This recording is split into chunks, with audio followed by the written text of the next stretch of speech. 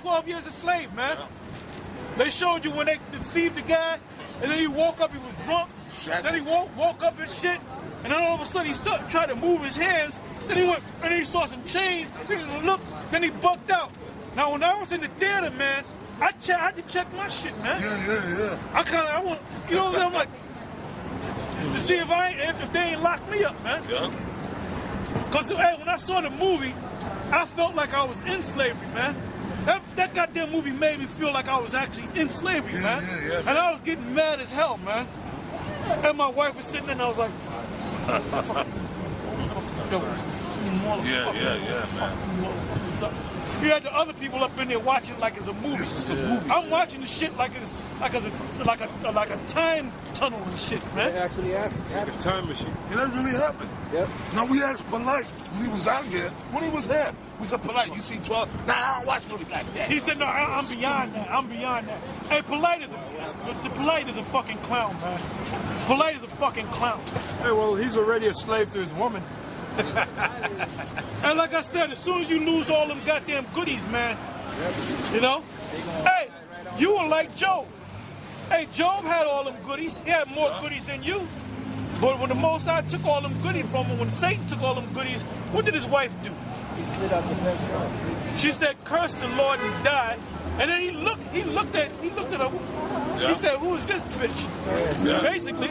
Yeah. And he said, you were just like one of them foolish women. Yep. But he didn't know that because when the goodies were coming in, she was like, yes, my lord. Yes, my lord. Whatever you say, my lord. Whatever you say. Would you like some more? Whatever you like. Would you like? I call. Yes, my lord. Yes. Yep. What do you want to eat tonight, my lord? And he was talking about, oh, I got a good woman. I got a good. When you lost all them goddamn goodies, man, your woman said, curse the Most High and die. Looking at the Yeah, Job thought he had a good woman. Because he made that statement, you speak as one of the foolish women speaking. So before that, Job just knew he had a woman that was on point. virtuous woman. Then when that happened... Yeah, kind of like a guy that we know, Nate.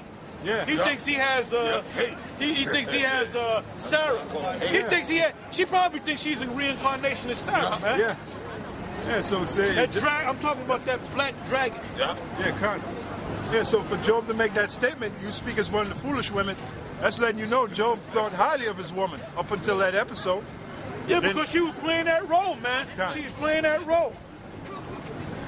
Yes, my lord. Yes, my lord. So that shows you, man, and that also shows you. You're from West Africa? Yes. Okay. You from West Africa? Okay. Nigeria? Senegal. Senegal? Are you from Senegal? Okay. But you're from West Africa. And you're from Senegal. Senegal is in Mali. Senegal is in the west. Okay, well, you know what, man? Now you had a lot of Israelites that came out of the West Africa. Now, if you're those descendants, then you down with us. Yeah. But if not, you're gonna have to go into slavery along with the white man. That's right.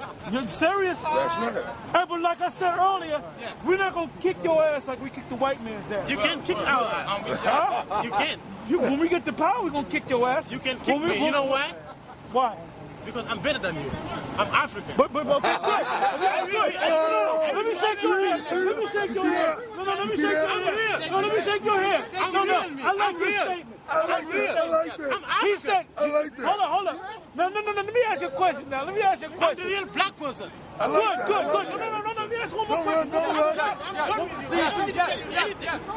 You don't respect the blacks in America? You don't respect me. You don't respect the blacks in You America? don't respect me. Do you? Why did you say that? Why did you say that you wouldn't kick my ass? You can kick my ass. If you kick me, you kick yourself. No, but I'm not African. I'm not African. I'm not African, man. But let me ask you a question. Let me ask you a question. But that's good. You're proud of that, man. That's why I like you, man. You know why I like you? Come on, man. I like this guy. You know why? Because he knows he's an African, right? Now, let me ask you a question. Yeah, go ahead. The blacks in this country, are they Africans? They call themselves African Americans. No, that was a political term. No, that was a political term. Listen. Prior to that, they were calling themselves Negroes and colored. You put it that way. You put it in a political way. Okay. I'm not putting it in a political way. I said I'm African. But that's a you know why? political- You know why? Yeah. Because I was born and raised in Africa. Okay, You okay. African American. But am I African? But you African American. No. What made you African? Because you black? No. Was I born in Africa? Listen, if I was born in Africa, what tribe did I come from? I don't know because you were not born over there. So You was not born over there. so shouldn't I say maybe I'm not an African? You said you African American. I never said I was African American, man. I said I was an Israelite. Do you know about the Israelites? I heard of it. Okay, good. We're the Israelites. It's India. Come on, man. Let's go, man. I'm African. Okay, well that's good. Come on, man. You know what you are. I know what I am. So don't try I already said I'm an Israelite. I'm an Israelite. I don't have a problem with Hey, but one more question, man. One more question. No, one more question. One more question, man. And one more question. No. Listen, I want y'all to listen to this, right? What do you know about the black conscious community? Black who? Did you hear what he said? Ask me. What do you know? No. Listen, I'm not from here. But I'm saying you should know. But you should know about the black conscious community, right? What it is? Up in Harlem. Do you know Brother Polite? Why would I know something about Harlem? Why don't you? I'm not from Harlem. Do you Ask me something about my country. I answer you. Ask me something about Harlem. You should know something about Harlem because you're from Harlem. We're all from Africa. See, these Hamites put us in. You can see by the way the man's answered the question, he knows that he's not of us. Right. I'm not one of you. Thank you. Let me shake your hand again, man. I like this guy. I like him. Did you hear that, Sarnetta? Did you hear that? Did you hear that, Sarah Suit and Seti? Did you hear that, Sarah Suit and Seti? You don't want to be like me. I don't want to be like you. You guys are going into slavery. You say you're different. Do I look like I'm a slave? You're gonna be When? in the kingdom. In the time when the white man goes out. You didn't never go to the kingdom. You slave already. You're right about that. Do I look like a slave? No, but you are gonna look like a slave. You're going to be like a slave. No, we're not. We already You were in already slavery. slaving you. Of course, the white man put You us know in why? slavery. Because you don't know where you're from. That's why you're Yes, we slaving do. yourself. Yes, we do. We're Israelites, man. If you really knew where you're from, you wouldn't be here. Where would we be? Hold on, where would we be? Hold on. If we know, no. Where would we be? Where would we be? Where would we be? Where would we be? Where would we be? If we knew we were Africa, we. The white man got you in slavery. Africa's a white man. Hey, Polite. See, that's why you got to come down here, Polite. Them are your brothers right there. Man. You're bullshit. That's that bullshit. Hey, what can I say, something? Once again, that's different. That's the white man. That's the different part, too. You don't know nothing about Africa. You don't know shit about What's the Africa. original name of Africa? Just stand What's here the original and name say of Africa? You're What's the bullshit. you're bullshit. What's the original name of Africa? Leave Africans alone. Do you know? Huh? We too good What's to the original name? of Africa is Africa. Yeah, see, you don't know. These Africans, they don't even know. You don't know. Leave Africa. You don't know. You don't know. You don't know that. You don't know that. You're the sons of. That's who you are. You are a Hamite, and you're beneath us. We're Israelites. We were created. Who are you to tell me that I'm an Israelite. I'm below you? I'm an Israelite. I'm a Hebrew Israelite. We're the Israelites. The son of Abraham. Okay, you can be African. Cool. You can be African. You can be Well, I'm African. gonna tell you what you really are. What I am? You really are. You know the story about Ham? Do you know the story about You Ham? can take yourself out of me. You know why? Because I'm above you. I like the way you said it. That's why I like you. Why would I put you I like you. Hey, my brother. I like you. You know why? Because he knows you're a Hamite. But you got black people in America that think that they're Hamites, man. They're not. And they're not. They're not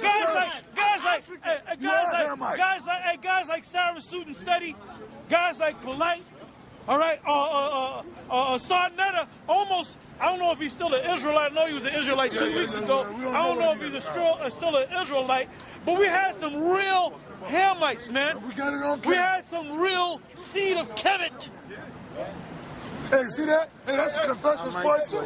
And like I said before, you can come, see there's certain Israelite groups out there that are certain elements come against them. Yeah.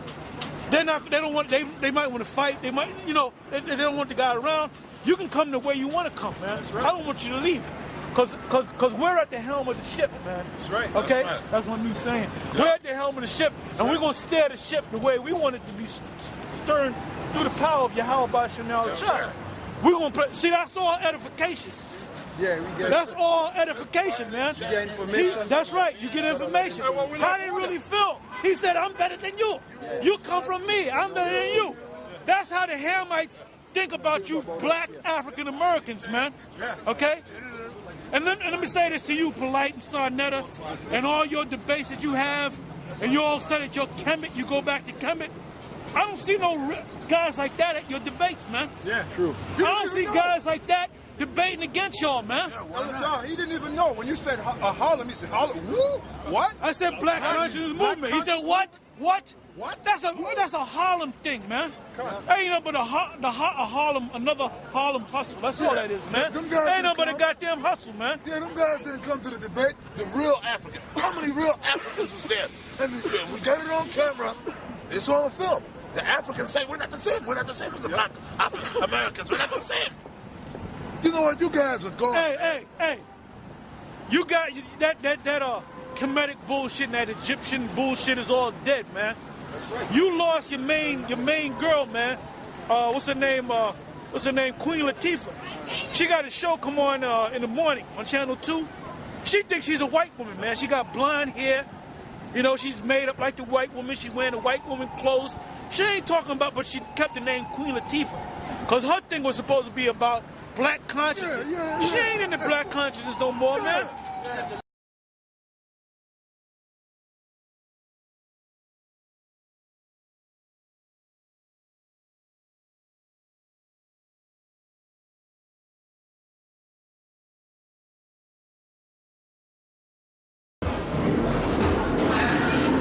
See, look, shackles there, shackles. See, neck iron and chains. See, he shall put a yoke of iron upon thy neck. See, the only people that fit this prophecy is us. This ain't hard, man. This ain't hard. Okay?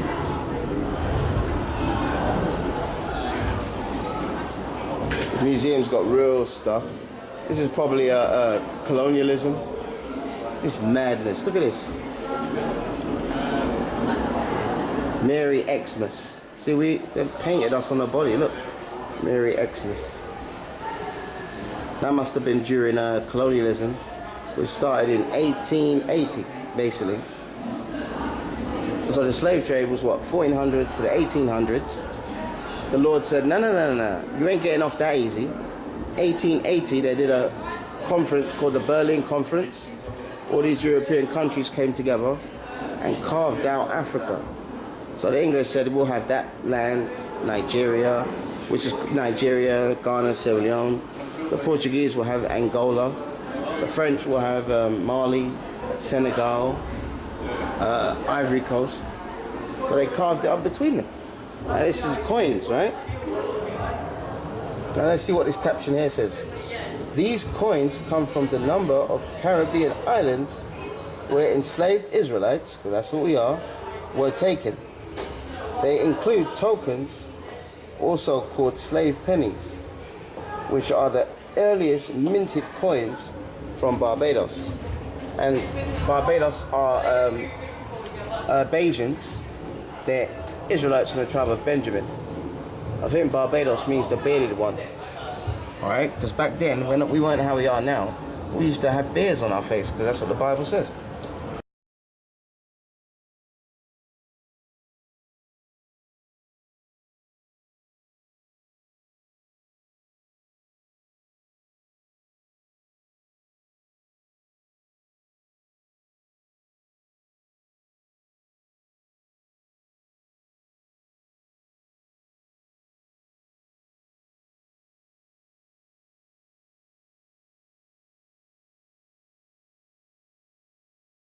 Okay, so these are some of the coins. Beautiful. Look at that.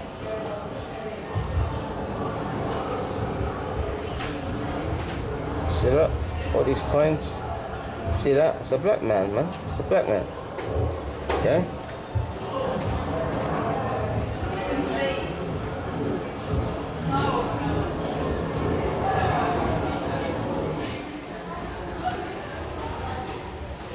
Okay.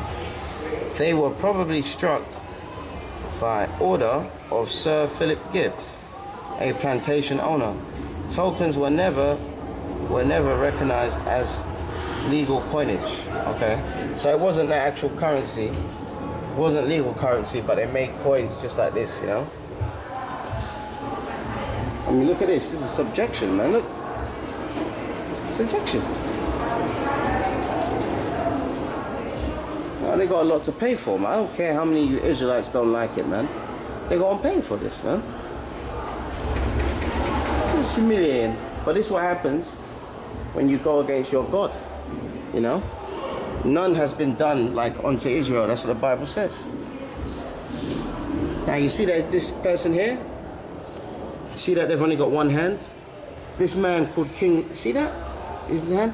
This man called King Leopold, King of Belgium, he colonized Congo, and they used to get rubber from out the trees, and if they didn't get enough rubber, they'll chop their hands off, man.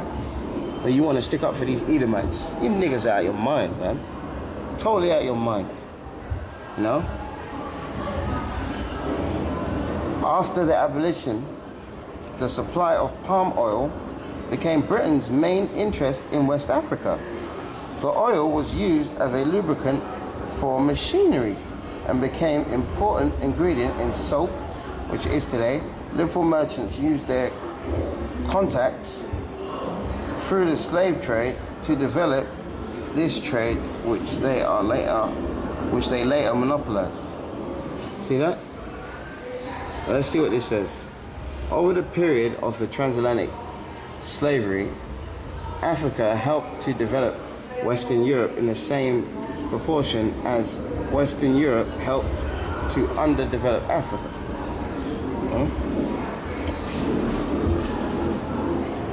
This is more drums and stuff. See, because we got rhythm, we got beats, you know. Especially in Brazil, our people, when they was out in the fields, they would play the drum, and we would pick cotton or do whatever, or pick gold or whatever, and we'll do it by the beat of the drum, you know. But we got flavor, you know. The Bible says we are the salt of the earth. Okay. It's another model of a ship. I'm glad I can't remember this. I'm glad after you die, the Lord blacks your memory when you come back in the reincarnation. I don't really want to remember this, man. You know? Yeah. This is what? Scramble for Africa. Let's see. During the period of the slave trade, Europeans only traded on the African coast. From 1850s, the main European powers began to establish colonies across the continent, and the scramble for Africa was underway. By the 1900s, Europeans had taken over virtually the whole of Africa. You see that? This map shows the extent of European colonies in Africa. In 1912, you can place the colonies in their correct location on the map. See, so it's got Germany there.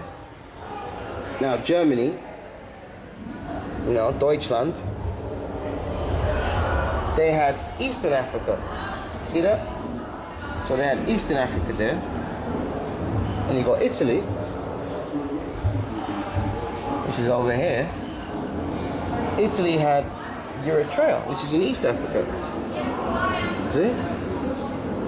So Italy didn't have much colonies at all. That's why Mussolini tried to take over Ethiopia. He tried to take over here, but King Millet, his name is King Militek, I think. He fought them, man, and defeated them. You know, which was embarrassing for them. Now let's go to Belgium. See, you have the Belgium Congo. Look at that. And it's a huge. And today that land is still in a mess. Okay. You have Portugal. We had Angola. Okay. And you got tribes like the Lunda tribe in Angola. They're Israelites. Okay. Gabon as well. There's loads of Israelites in Gabon. Okay. But this is the main strip. Here, from here all the way around to here, this is where us Israelites, the majority of us, we settled here, you know. And the Edomites, they knew that. That's why the people, the Africans, especially Dahomey, one king of Dahomey, he used to cut our heads off, man. He used to catch Israelites and cut their heads off. Okay?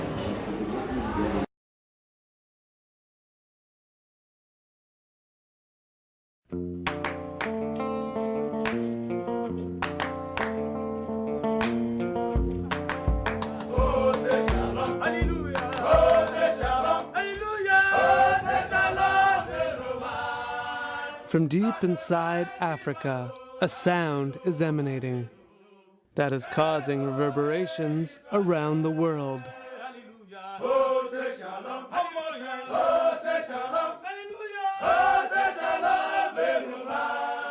It's the sound of Judaism.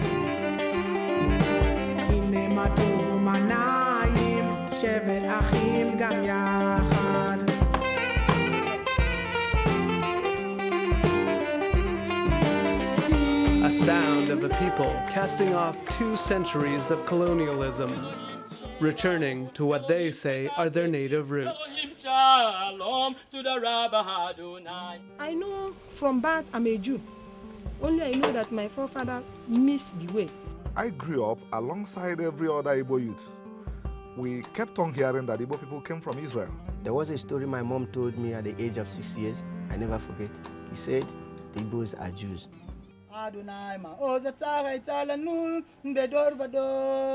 And it's the story of one man, Shemuel, who went searching for what that meant and found answers on the internet, prompting a journey that led him to a community of thousands of Jews. A place where resources are few, but commitment transcends. Through prayer, practice, ritual, diet, and song.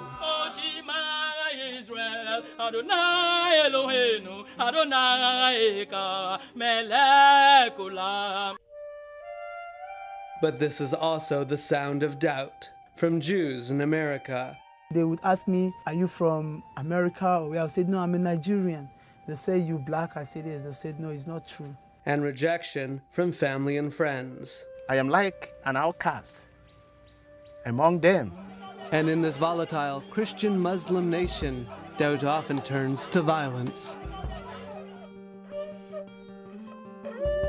This is the story of the Igbo, 25 million strong, a people once under siege by their very own government. Biafra declared its independence. And a people once captured and shipped across the Atlantic by the hundreds of thousands.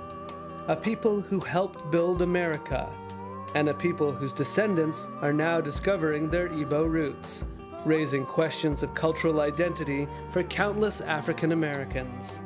Many African Americans actually do not know that they have Igbo heritage. The chances of their being Igbo is much, much higher than their chances of coming from Ghana or from Western Nigeria. If you're from the right county in Virginia, you'd probably have a 60% chance of having Igbo ancestry. It's a story of the strength of belief, ancestry, and community. Boosted by a visitor who inspires everyone and helps take Shemuel's dreams to a whole new reality. The Jews of Nigeria are re-emerging.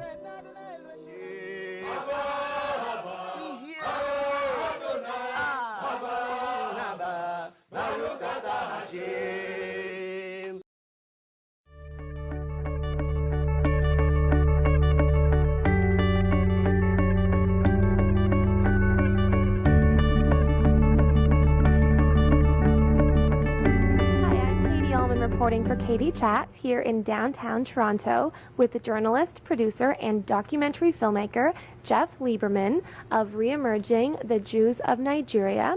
You went to school here at Ryerson. You're from Vancouver. How does it feel to be here in Toronto for the Toronto Jewish Film Festival? Oh, it's great. It's really like sort of a dream come true. I left Toronto with hopes of becoming a filmmaker one day, and to come back here and show the film to people I went to school with and my teachers and friends and family, it's really an honor. And the Toronto Jewish Film Festival has taken really great care of me and promoted the film, and it's a really nice feeling to be able to share the story. How initially did you get involved with the Igbo community, and how did they embrace you while you were there making your film? I probably got the largest welcome I've ever received in my entire life when I arrived in Nigeria. Like, the people there were just really, really warm, welcoming. They're sort of not even questioning of who I was or what my agenda was. Just the fact that I had arrived and wanted to meet them was enough. And I felt quite humbled because of that welcome. So that was terrific. I found out about them through the rabbi that I traveled to Nigeria with, Rabbi Howard Gorin, who had come to LA where I was living and presented a lecture at a synagogue that I sometimes went to. And it was through that lecture that I found out about this community, and I was just wowed and mesmerized, and these photos that he shared were just sort of blew my mind. And I thought, if I could go there and have the same experience and maybe contribute something like making a film, it would be like such an honor and such an interesting journey and adventure for me. From the photos that your rabbi showed you to when you actually went and visited, was it what you expected it to be? I sort of didn't know what to expect. I sort of had different visions in my head, but when I got there, it was so different, and even traveling throughout the country, it differed from place to place. So I got to certain places and I was like, wow, these amazing palm tree forests. I've never seen that before. And then in Abuja, the capital, it's a lot drier and a lot more arid, and we saw different communities and even in just that city that were totally different from one another. So every day was sort of a surprise. How did you meet Sam? I met him on my journey, and he was one of the young Igbo who accompanied Rabbi Gorin and myself through the different towns and villages that we went to. And Shemuel was just such an interesting character, and I didn't really think much about him at first. He was sort of quiet and shy, and as I sat and chatted with him, I was like, he has this immense knowledge of Judaism that sort of blowing my mind. I mean, he knew more than I did. Not that I know so much, but like for no Jewish education available in Nigeria, he had learned all this information through his own personal studies and going on the internet.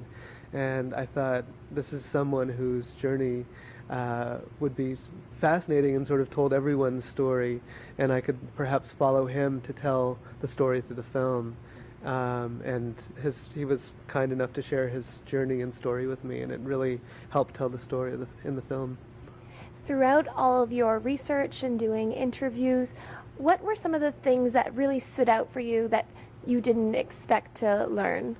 Probably the biggest thing was like how many similarities there were in Igbo culture and Jewish culture. I was not expecting that they would be able to present such a compelling case through their language and their rituals and circumcision on the 8th day. I mean, there were some really striking resemblances that are hard to dismiss.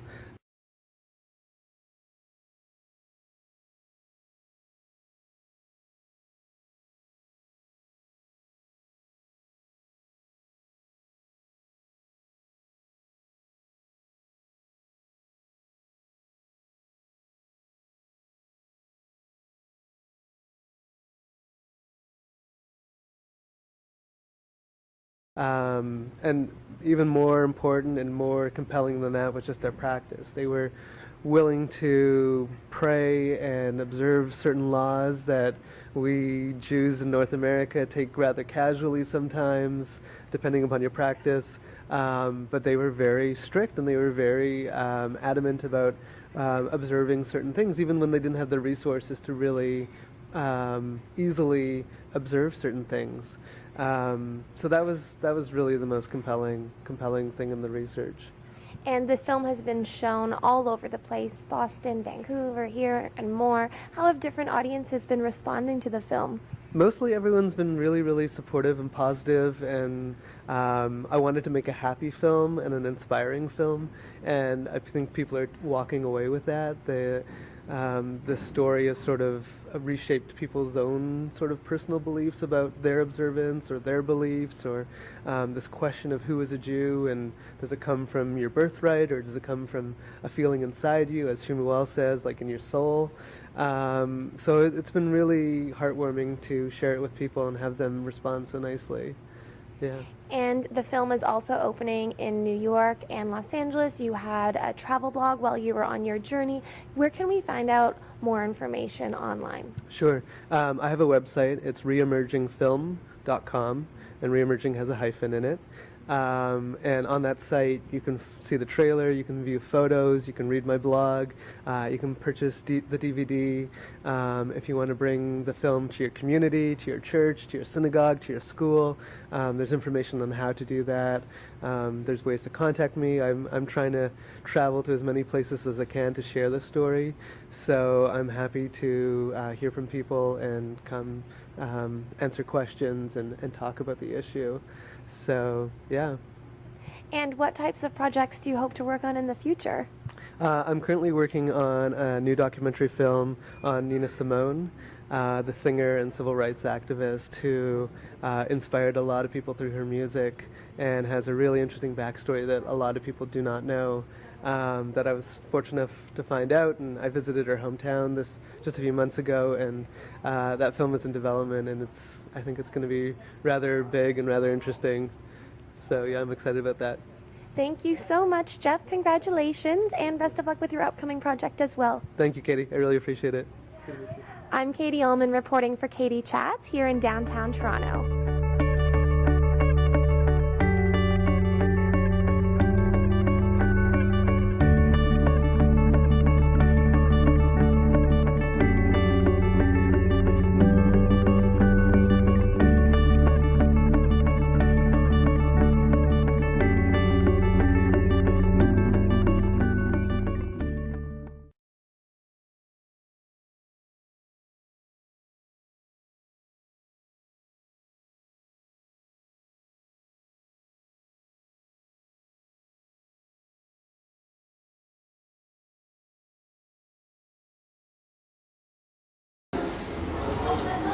Red is Britain. So Britain had what?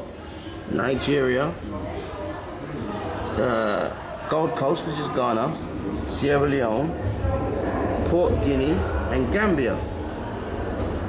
So the biggest ones are Britain and France.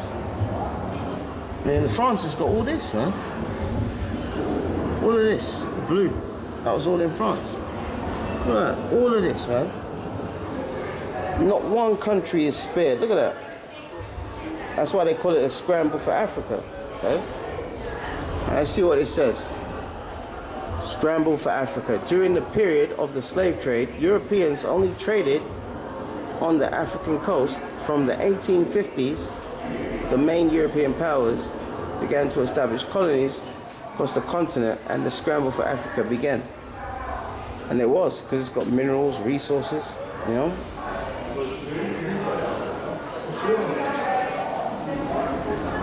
This is the story of how the transatlantic slave trade operated. It shows what happened to the enslaved Africans, their sufferings on the Middle Passage across the Atlantic, and the lives that they had in the Americas. It tells how Europeans have benefited from slavery. You know, that's one of the big arguments that people make. Oh, well, that was a long time ago, get over it. Well, hang on, World War I was 100 years ago. We shouldn't forget that. So why should we forget this? You know? That's why the Bible says, remember the days of old, okay? We went to eat yesterday, and we met a girl in a Pizza Express over down here in Liverpool. And she looked white, but she looked like she's got something in her. And my mate, Uncle Carl, he asked her, where's she from? And she said her grandfather's Nigerian. You know, and I asked her, I think she said on her father's side. Now she looks like an Edomite, but she's an Israelite. You know? And then we talked to her more, and she was saying that she goes to church and she believes in God, spiritual. What does Romans, I think it's 8 and 16. The Spirit beareth witness with our spirit that we are the children of God. These Israelites, they always go to church. All right? So she looked white. Like there's the other guy, what's his name? Ross Barkley. He's a player for Everton. Apparently his ancestry goes back to Nigeria. Guys, well played, Ross. After a little bit of a wait for a win, does that feel even sweeter? Yeah, great result today. We done what we needed to do, get the 3 points, and topped it off with it. When me and the big man got a goal, and as well as a good team performance and a clean sheet for the lads. Yeah. Probably 9 games against West Ham for Everton, 9 goals. How much did that one though owe to Yannick Bolasie just keeping the ball alive? Yeah, it was a good move by the whole team, I think. And yeah, Yannick, is shining. He's getting the striker's instinct. So I'm very pleased for him to get another assist.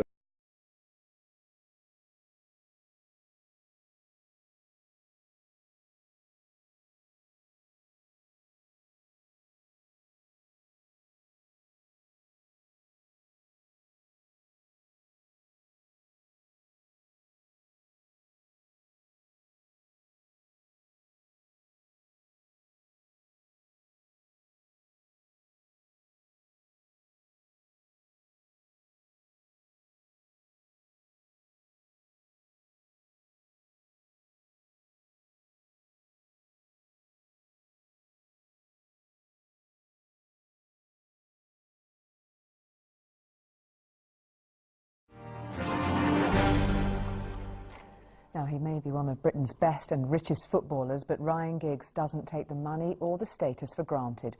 He believes some players are paid far too much. He also believes in putting something back. So we've been on assignment to Sierra Leone with him, the homeland of his great-grandparents, to see his work for UNICEF on educating young people about HIV. Our correspondent Geraint Vincent reports from Sierra Leone on a football star on a mission. The world's best footballers are truly global superstars.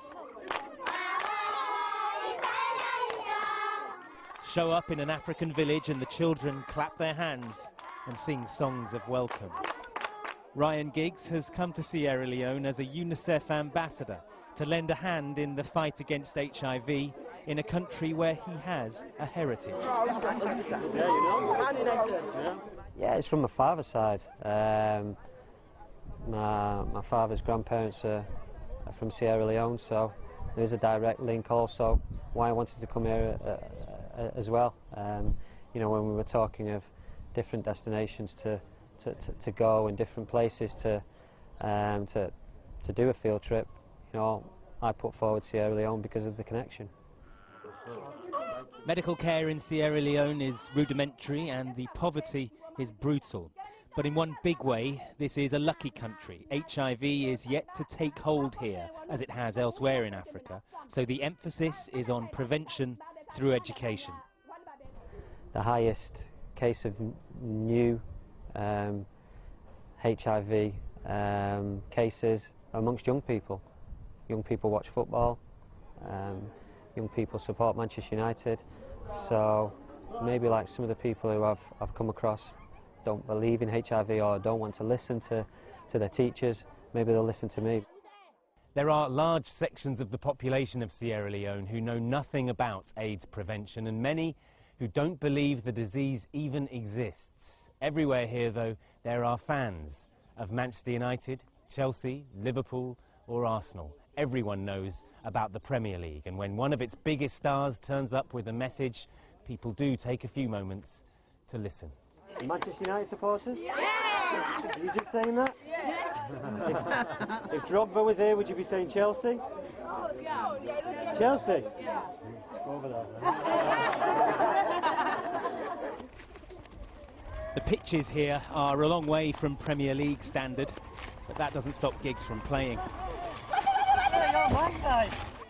As a footballer whose professional career began before the league's inception, he's in a unique position to reflect on the way money, which is so absent here, has changed the game at home. There are a number of players that perhaps 20 years ago wouldn't have got paid the money that they're getting now. But that's the way the football is now. I mean, you know, the probably average players getting a lot of money. Ryan Giggs is, of course, no average player, and he enjoys fabulous riches. He is very aware, though, that with those riches there comes some responsibility. Geraint Vincent, News at 10, Sierra Leone. Same with Ryan Giggs. Ryan Giggs, his ancestry goes back to Sierra Leone. Okay? So you're going to have, I'll keep telling you guys, you're going to have Israelites that look like different nations. Okay? Because we're scattered in all nations, man. And that's how we were scattered. Alright? We were down there, man. No room to breathe, nothing. So this is what happens when you disobey your God, alright?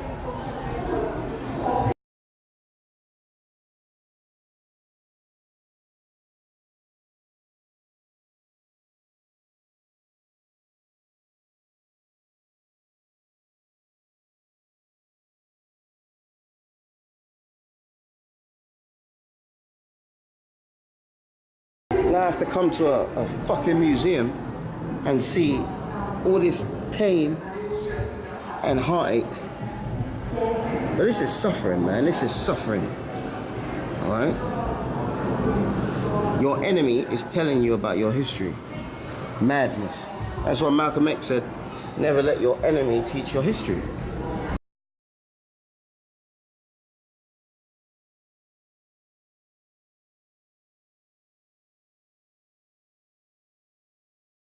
That's what's happened.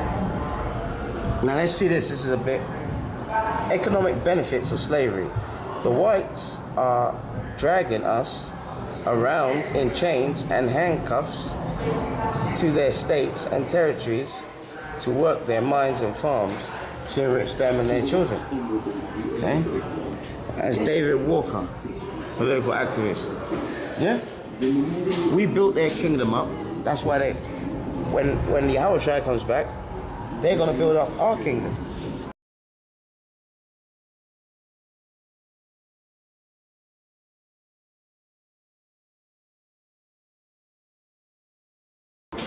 And that's what they don't know. And if they did know that exactly what happened to us is going to happen to them, they wouldn't be coming here to a museum like this. You know, they'll be preparing. How can we make sure we don't go into slavery? You know. Is also the most beneficial. I was talking about black people in Britain. Okay. Let's see what it says here. Black people in Britain. There are significant numbers of black people in Britain in the 18th century.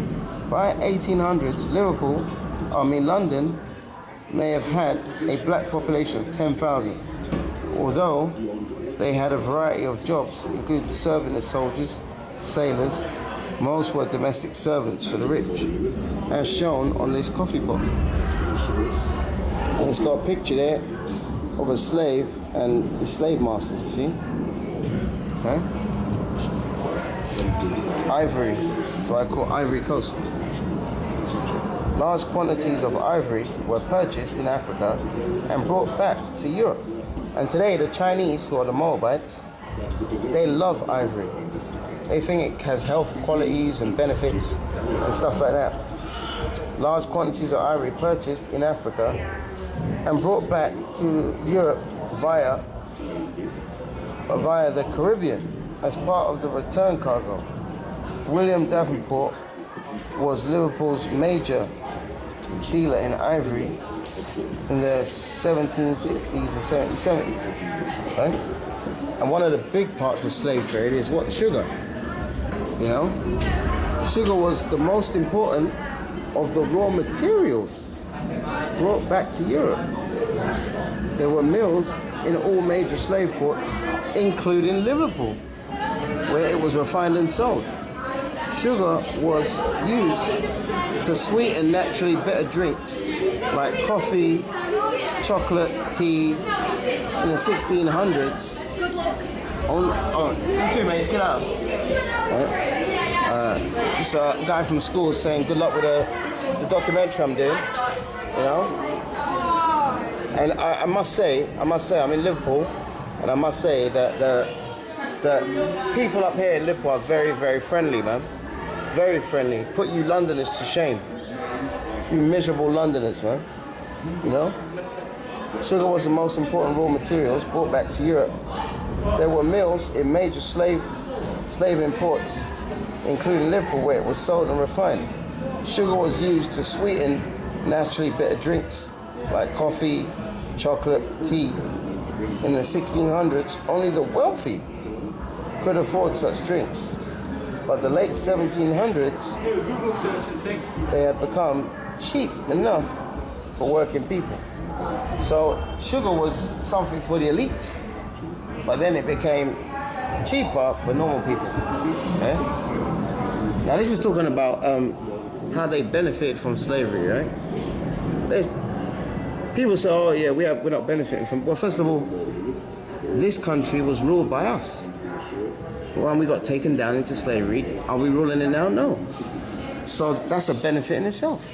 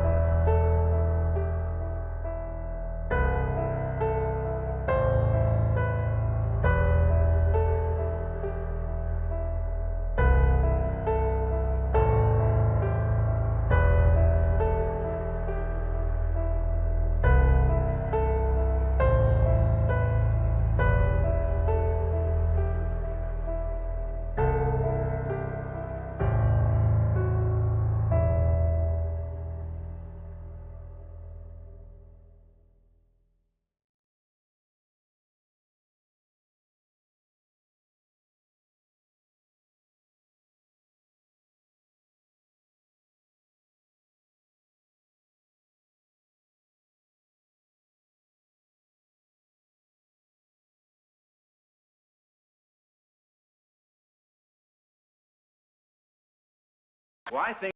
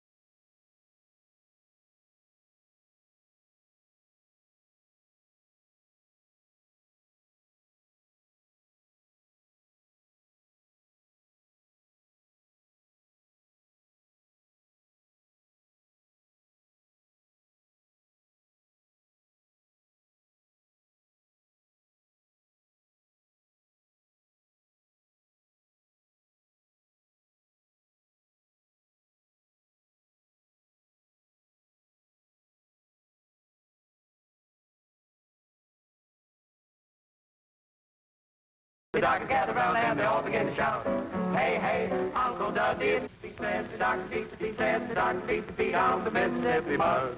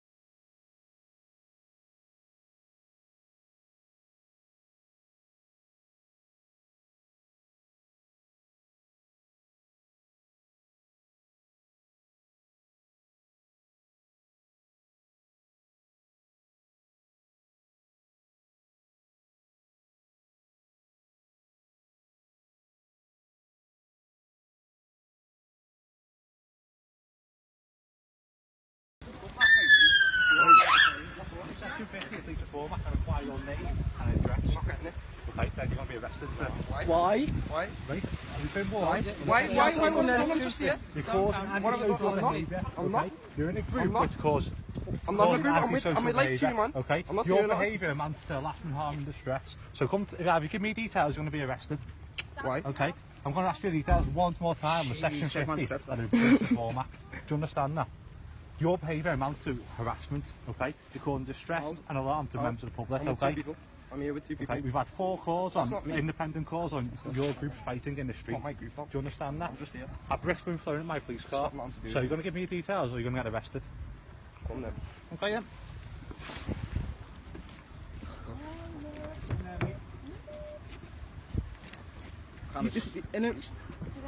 Move over to the behind passenger seat for you. Those phones, fellas, that you're using to record this on. Yeah, why did you arrest him? Why did you arrest him, though? Why did you arrest him? He's my mate. He is my mate. Why did you arrest my mate? Why did you arrest him? I didn't arrest him. Why did you arrest him, though? He's my mate. He's my mate. Oi, yeah,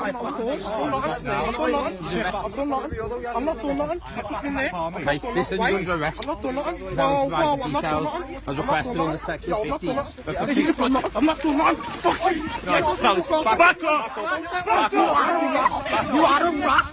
You are a rat! Anybody? I'm saying back off. You are a... What the fuck are you doing? Move back! Stay out of the way! Stay back out of the way! What you doing then? Fuck you! Give me your details. Get the fuck off me! Whether you're black, white, yellow, brown, whatever, we should all be allowed to live how we want. And we shouldn't be able to get judged for it. We should be able to live in peace. People to this day have the ideology of those who were 50 years ago. 52 years ago, black people got their civil rights movement. 51 years ago, they were able to vote. 51 years later from that, and look where we are now. We still, some people have the ideology of those more than over decades ago, and it's not on. We should all be allowed to love and live how we please. We shouldn't have to feel like we're going to be judged by people, and just because people haven't got a certain ideology doesn't mean they should influence it on others. We all have our own opinions, we all have our own views. That's respectful, and that's okay. But there's no need to go about. There is no need going about trying to enforce it on other people. And stop bringing your personal views into the work ethics. As you'll see in the video later on, we chanted, and my best mate Naisha just came up with it: no justice, no peace, no racist police. And that is what got said, and it actually got heard through the whole march in Liverpool. It got heard, and I hope it continues to get heard. We should be able to live how we want. And we shouldn't have to feel scared or whatever to not. We're in the 21st century, not the 20th. What lives matter? Black lives matter. We should all be able to get along. There's no need for all this now. We're in the 21st century. We should all listen to that, and we should all understand that. Whatever ideology you have in your head, throw it away or just keep it to yourself. There's no need to enforce it on others. We are standing up for what we want. And I am a white person, and I am standing up for black people because my best mate, 2 of my best mates are black. And I do not want to think that this year or next year they could get shot just because of their colour or what they do. And I think that is bang out of order, and I will stand up for this for as long as I can. Till the day I die, till I breathe my last breath, I will stand up for this, and I will not stop until we get justice, and I hope we get justice soon. So the video that is going to carry on today, that you're going to see in a minute, is the protest that we did, the Black Lives Matter in Liverpool this year. And I hate that we had to do something like this in 2016. When decades ago, they got their rights and people should have just accepted it. We wouldn't like it if black people, if the roles were reversed. We wouldn't like it if this happened to us, so why should we let it happen to them?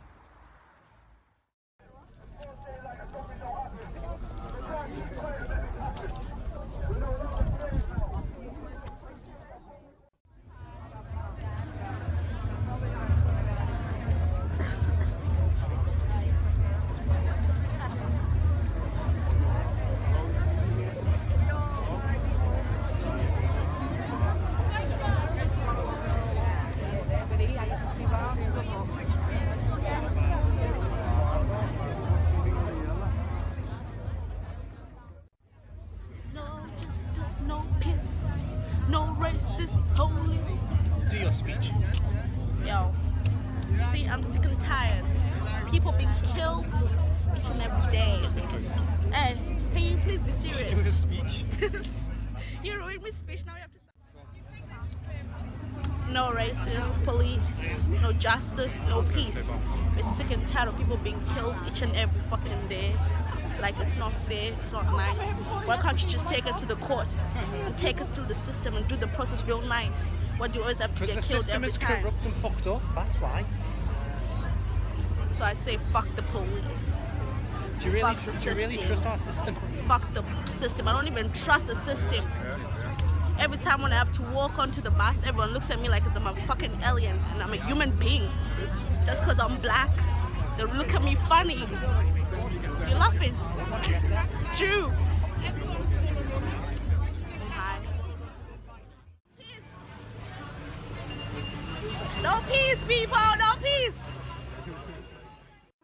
No justice, no peace, no racist police. No justice, no peace, no racist police. You hear me?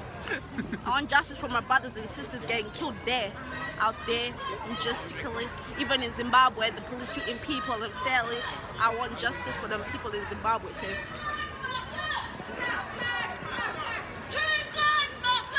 Black lives matter.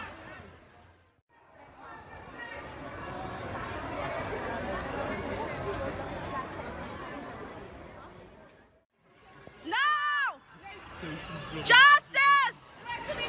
No! Justice! No! Justice! No!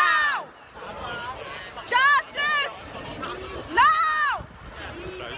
Justice! No! Justice! No! What do we want? Justice! When do we want it? No! What do we want? Justice! No! Justice! No! Justice! No! Black lives matter! Black lives matter! Black lives matter! Racist police!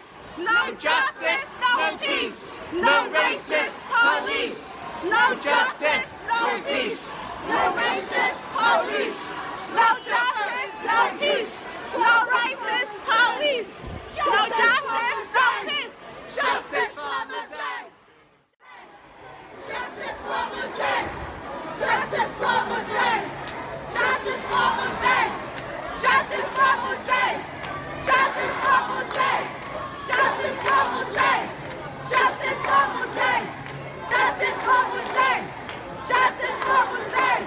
Justice for Muslim! Justice for Muslim!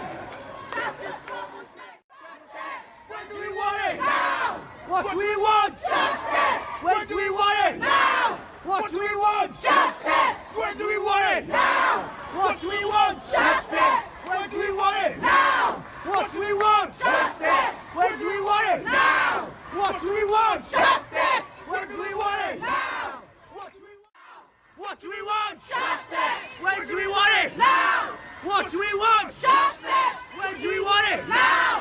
What do we want? Justice! When do we want it? Now! What do we want? Justice! When do we want it? Now! What do we want? Justice! When do we want it? Now! What do we want? Justice! When do we want it? Now! What do we want? Justice! When do we want it? Now! When do we want it? Now! What do we want? Justice! When do we want it? Now! What do we want? Justice! When do we want it? Now! What do we want? Justice!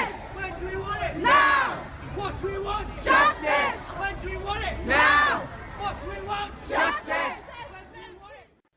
No peace, no racist police. No justice, no peace. No racist police. No justice, no peace. No racist police. No justice, no peace. No racist police. No justice, no peace. No racist police. No justice, no peace. No racist police. No justice, no peace. No racist police. No justice, no peace. No racist police. No justice, no peace.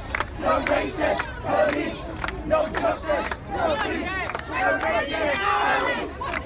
Justice. Now. What we want. Justice. When do we want it? Now. What we want. Justice. When do we want it? Now. What we want. Justice. When do we want it? Now. What we want. Justice. When do we want it? Now. What we want. Justice. When do we want it? Now. What we want. Justice. When do we want it? Now. What we want. Justice. Justice for Mosaic! Justice for Mosaic!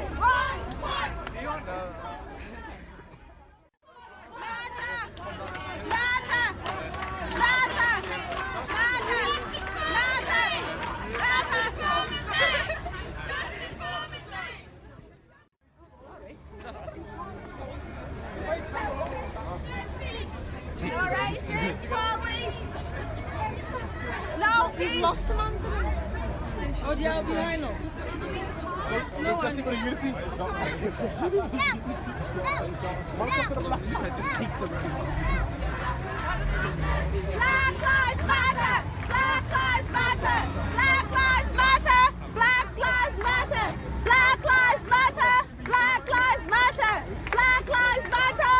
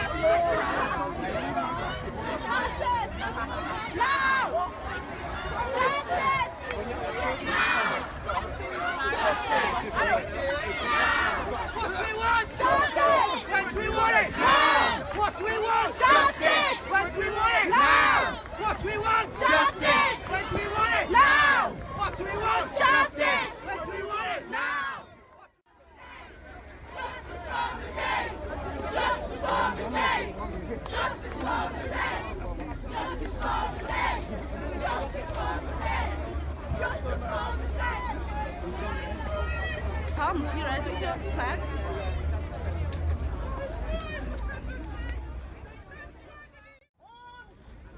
Where was the paramedics? Why were they leaning over talking to one another like they were ordering the dinner or a cup of coffee?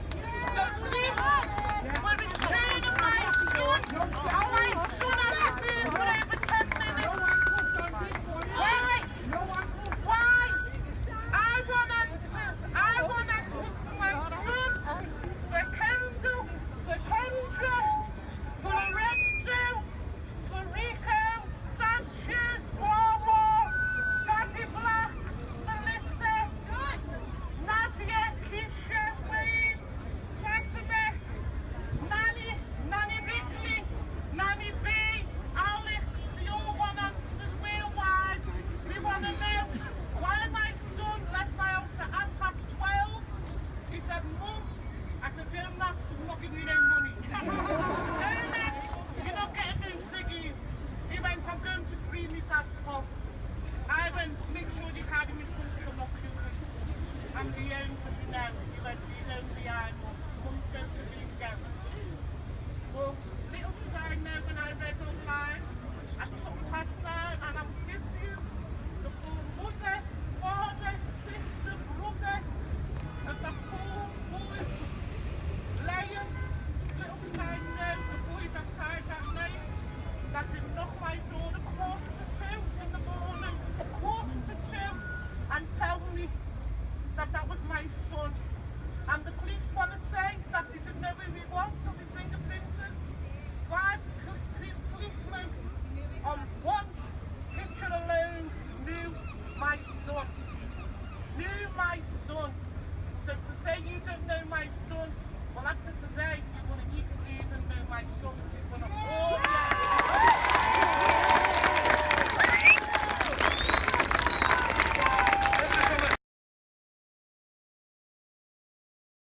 I think of when about Liverpool is because my mum's side of the family all live there, so kind of more family, good to see them. I think of Liverpool. I always think of Tate Modern and also the lakes outside there because it's really pretty. I know there's like this yellow submarine thing where you like go out on the water. I know that much. About Liverpool? Yeah. I've never been, so. I've never been. Still know the Beatles. I'd definitely say the Beatles are probably the most famous thing out of Liverpool. Yeah. Just a football team mainly and shops, and it's a big city. Wags. Yeah, wags. Indeed, Liverpool is the city with many faces. But did you know that it is also the home of the oldest black community in the country? Not only that, but it also hosts UK's largest celebration of African music and culture, the Africa OE Festival. Indeed, since the 18th century, when the first slave ships arrived in Liverpool, the city has gone a long way in appreciating and incorporating the African people into the multicultural society it has today.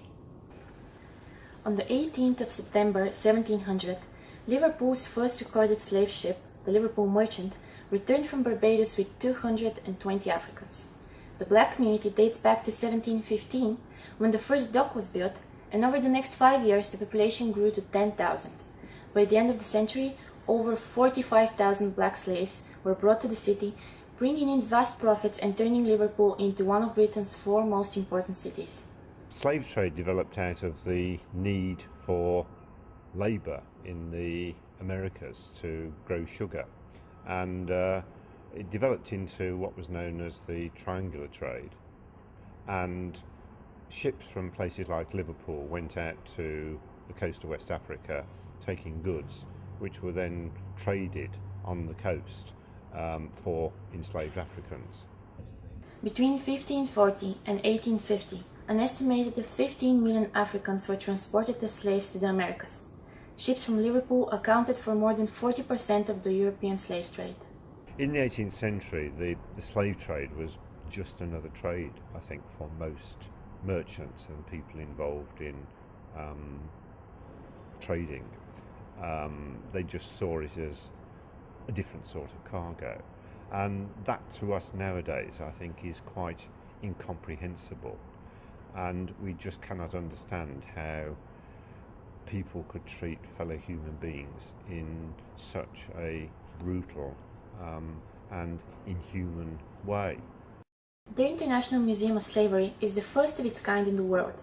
It was opened in 1994 and it aims to address ignorance and misunderstanding by looking at the deep and permanent impact of slavery and the slave trade on Africa, South America, the USA, the Caribbean and Western Europe. Thus, we will increase our understanding of the world around us. We're a campaigning museum and we have a message. So it's important for us that people come to the museum, have an interesting day, but when they leave, they want to get involved. And not many museums do that. And I think that's what makes us stand out. I think it can help the young people because if they understand where they come from and find out what went on, then maybe they'll probably think about what they're doing before they do it and take life more seriously. I think everybody should come and see it, yeah. It's, like you say, it's very important to know why Britain's got such a diverse culture, really, and where everybody came from, so yeah. We genuinely want to engage contemporary issues. It's not just about the past, it is very much about the present. To continue doing that, we need support. But some people have a very different point of view. In fact, besides praise, the Museum of Slavery received a lot of criticism. The website tripadvisor.co.uk features reviews by visitors of the museum and its overall rating is 67% negative. It spends more time discussing the nature of the victims of slavery than the nature of the exploiters or the nature of the society that made slave trade possible. On leaving this exhibit, you won't be much wiser about the true nature of slavery. This museum is about expunging guilt and attracting American tourists.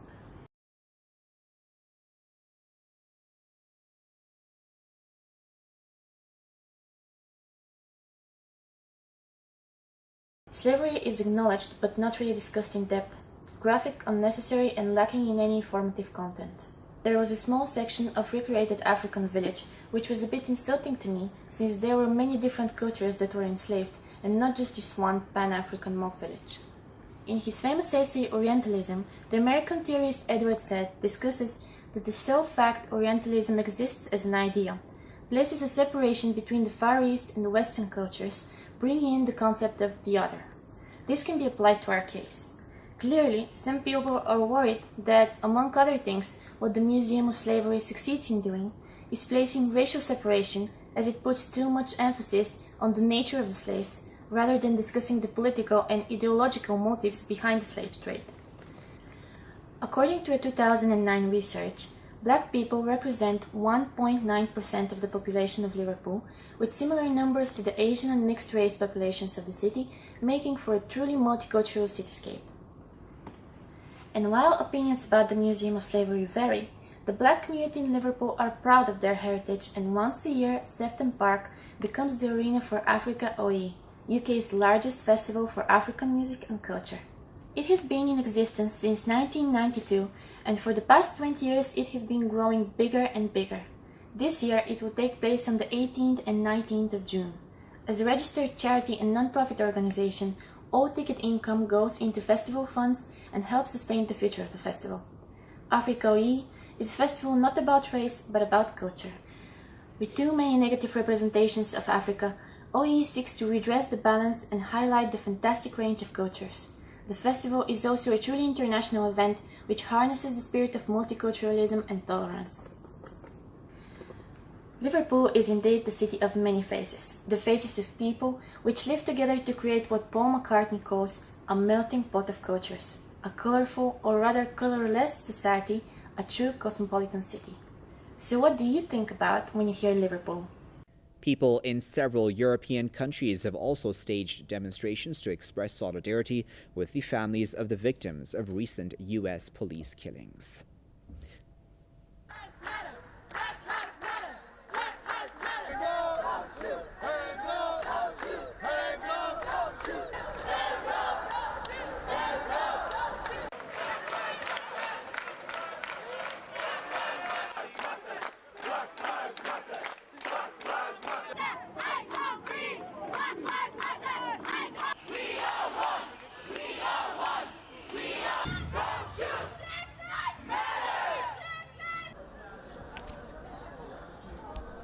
In the German capital, Berlin, the Black Lives Matter protesters condemned the deadly violence the U.S. police is enforcing against African Americans.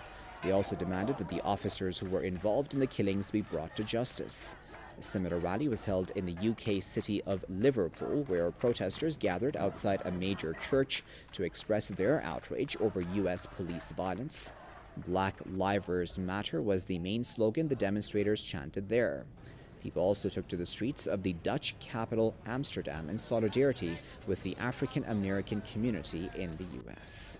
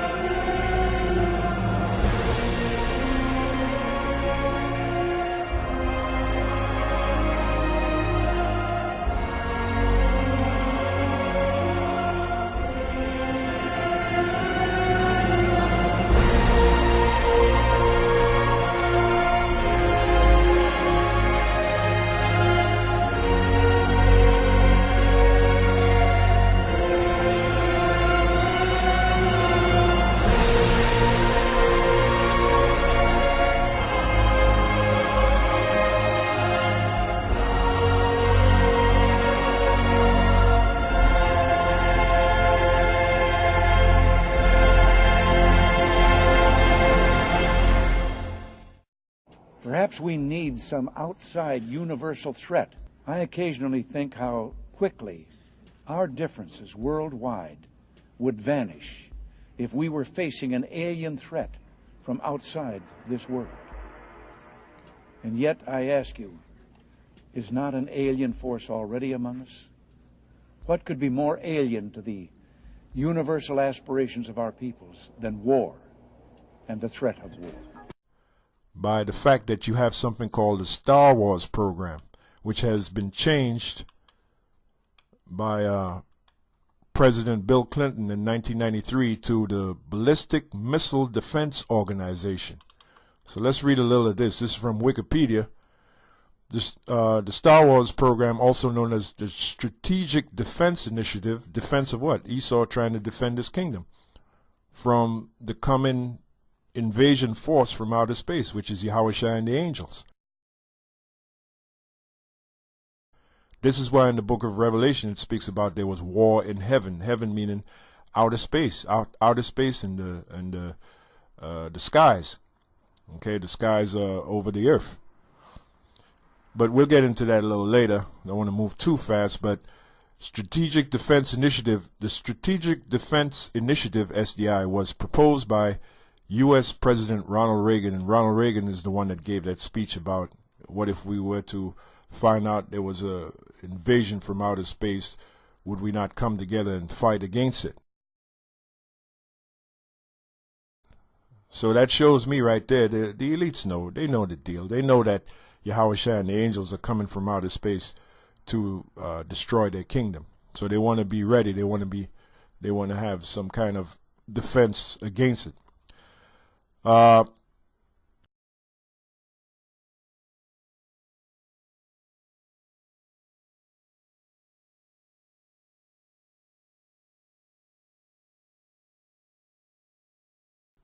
U.S. President Ronald Reagan on March 23, 1983, to use ground-based and space-based systems to protect the United States from attack by strategic nuclear ballistic missiles.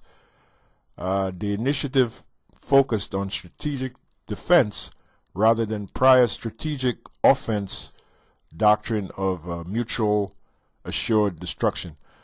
So basically, it's not just for defense against nuclear ballistic missiles, but what they don't tell you is actually a defense against Yahushua and the angels, okay, which the world calls Jesus Christ, which that's exactly how Yahushua and the angels are coming back to the earth in something called so-called UFOs, which are the chariots of Israel. And the top elite banking families, they know this. The top elites of Esau, they know this.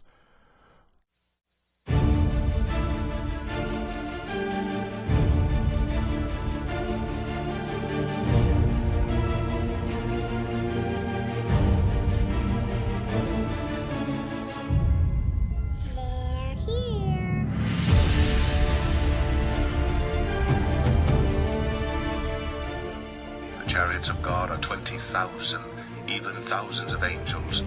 The Lord is among them, as in Sinai, in the holy place. The chariots of God are 20,000, even thousands of angels. The Lord is among them, as in Sinai, in the holy place. Thinkst thou that I cannot now pray to my Father, and he shall presently give me more than 12 legions of angels?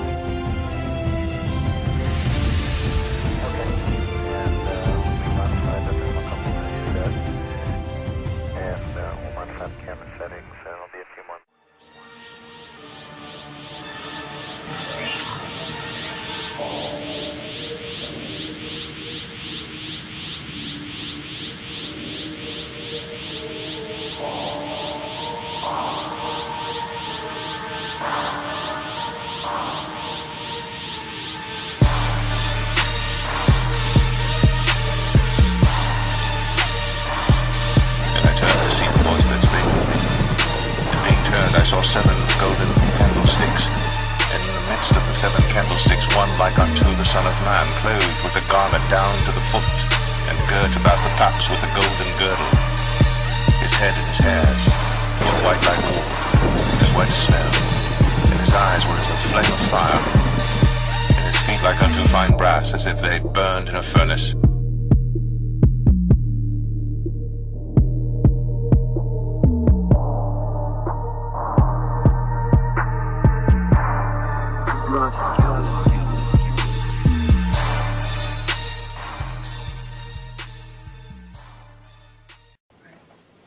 Okay, but if there are craft, there are beings.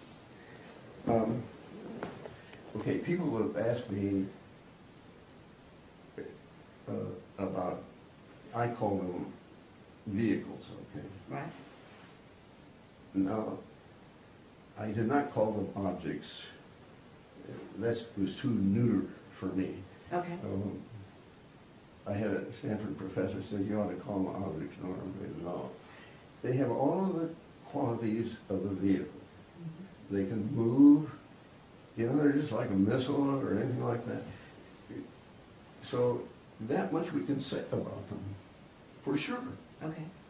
So I'm calling it a vehicle. Okay. Okay, somebody comes along and says, well, now where would you manufacture one that's 2.5 Earth lengths long?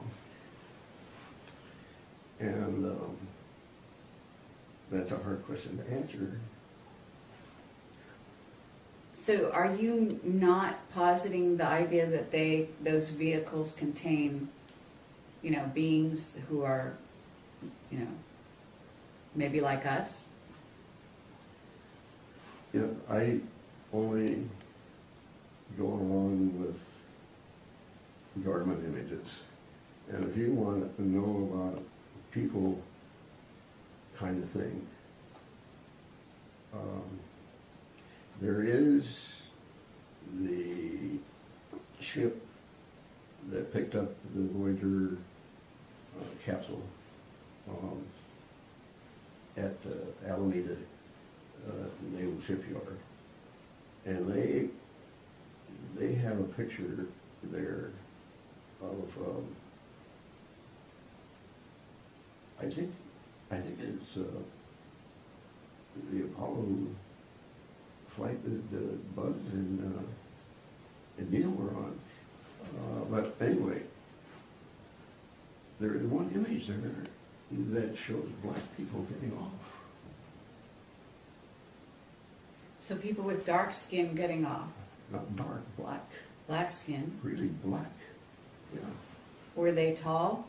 Yes. Very tall? Yeah. How tall? Do you know? Well, they got out the doorway. I don't know how high that is, but well, what? It's safe. 7 feet would be probably a conservative estimate. Have you heard about Clark McClellan's statement about that? No. Oh, you haven't? No. Have you ever been in touch with him? No. No? There is one image there that shows black people getting off. So people with dark skin getting off. Not dark, black. Black skin. Really black, yeah. Were they tall? Yes. Very tall? Yeah. How tall? Do you know? Well, they got out the doorway. I don't know how high that is, but well, what? It's safe. 7 feet would be probably a conservative estimate.